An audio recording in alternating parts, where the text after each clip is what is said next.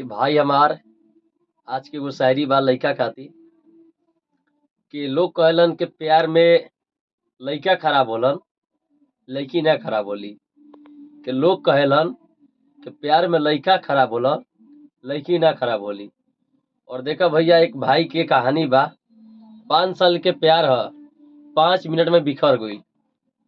यार के बोला के घर में भतार के जान ले लेलस, कि यार के बोला के घर में भतार के जान ले लेलस।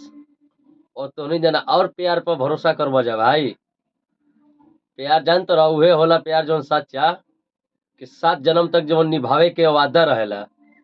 कि प्यार होला उहे सच्चा जौन 7 जन्म तक निभावे के वादा रहेला। और जानत रह जा मुंह पर कुछ और बोलिया पीठ पीछे वार करी, वो कोनो सच्चा प्यार ना होला। और इस शायरी से तो जाने के सीख मिलल होई कि प्यार कईल कोनो खराबो ना हो भाई। कि प्यार कईल कोनो खराबो ना हो। अब प्यार ओहे करे से करे जाला कि जवन जिंदगी भर निभावे के वादा करेला। अब उतना ना भरोसा करे के चाही कि बीच में तो के ऐसा घटना घट जाए कब सपना में ना सोच ले बा। ये से बतावा तनी कि तो इंजन सीख ल जा। और देखा तो बड़ा जा हमार भाई के कि घर में बोला कि यार के भतार के जान ले लेलस, कि घर में बोला कि यार के भतार के जान ले लेलस।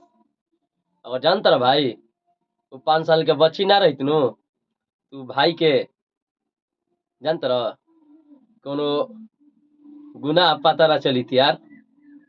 और वो लड़की के चलते वो जो औरत घटना ही कैलस ओकर सजा मिले के सफल पहिल। यही से बता देत मानी कि ऐसा कबो प्यार मत करिया जा।